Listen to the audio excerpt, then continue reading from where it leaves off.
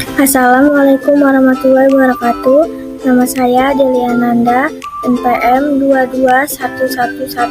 22111000223, Prodi PGMI, kelas I semester 1. Kali ini saya akan menjelaskan tentang komputer, mikrokomputer, dan superkomputer untuk memenuhi tugas mata kuliah aplikasi komputer dengan dosen pengampu Bapak Hendri Noveri MPD.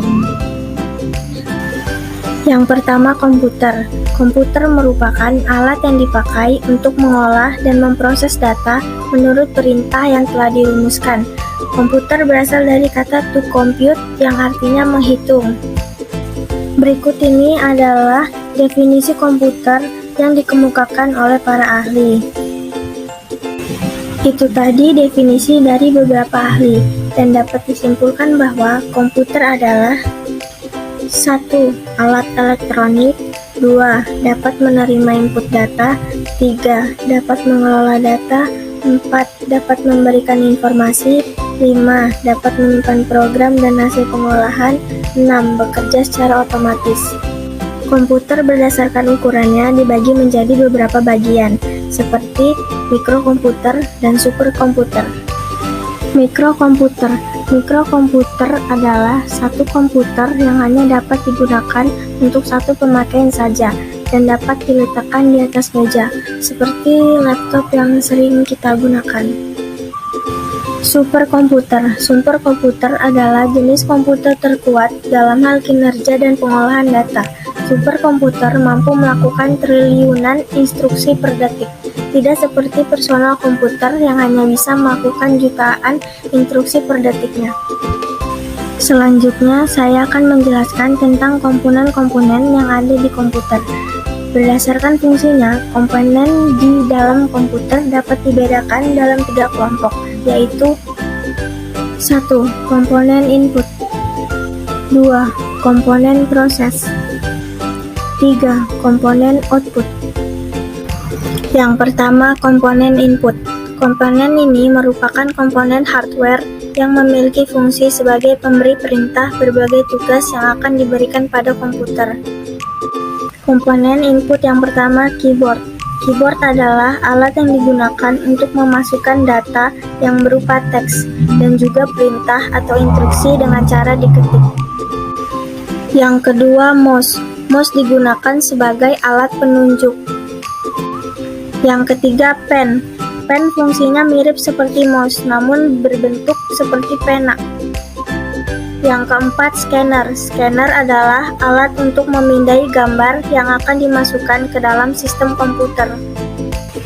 Yang kelima, mikrofon. Mikrofon adalah alat untuk input data dalam bentuk audio. Komponen komputer yang kedua adalah komponen proses. Komponen ini memiliki fungsi untuk mengolah data atau memproses perintah yang diberikan oleh brainware yang kemudian ditampilkan pada komponen output. Komponen proses yang pertama adalah prosesor. Prosesor merupakan komponen utama dalam proses mengolah data. Yang kedua, motherboard. Motherboard yaitu komponen penghubung berbagai komponen lainnya dalam komputer. Yang ketiga, hard disk. Hard disk yaitu komponen untuk menyimpan data yang sifatnya permanen di dalam komputer, misalnya sistem operasi komputer. Yang keempat, RAM. RAM yaitu memori untuk menyimpan berbagai aktivitas komputer untuk sementara. Komponen komputer yang ketiga adalah komponen output. Komponen ini adalah komponen yang memiliki fungsi untuk menampilkan informasi dari perintah yang telah diproses oleh komputer. Komponen output yang pertama, monitor. Monitor adalah komponen komputer yang dapat menampilkan proses yang sedang dikerjakan sebuah komputer. Yang kedua, printer. Printer adalah komponen yang dapat mencetak informasi ke dalam bentuk hard copy. Yang ketiga, speaker. Speaker adalah komponen yang dapat menghasilkan output berupa audio atau suara. Selanjutnya saya akan menjelaskan tentang manfaat komputer yang sering kita temui.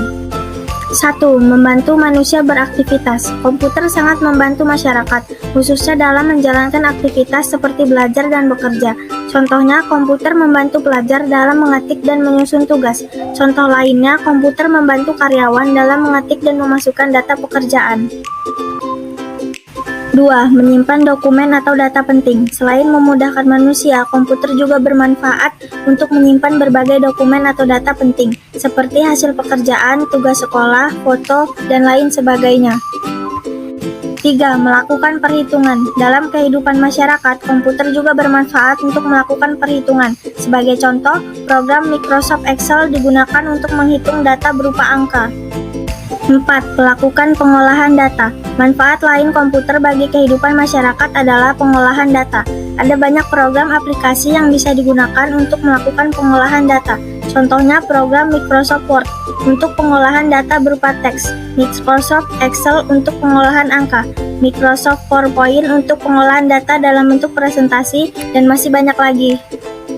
5. Mencari informasi di internet. Komputer juga bisa dimanfaatkan untuk mencari informasi penting di internet, asalkan perangkat terhubung dengan koneksi internet.